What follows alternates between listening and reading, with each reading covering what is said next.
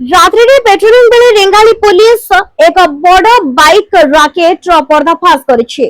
दुईटी संदिग्ध चोरा बाइक सह 3 जन को गिरफ्त करबा परे तदंतरु संबलपुर विभिन्न थाना अंचल 13टी चोरा बाइक उद्धार करा जायछि।